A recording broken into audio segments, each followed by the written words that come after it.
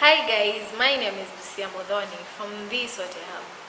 Our core purpose of the Sote Hub is to nurture practical IT and business skills on young youths and enable them become qualified, responsible business owners.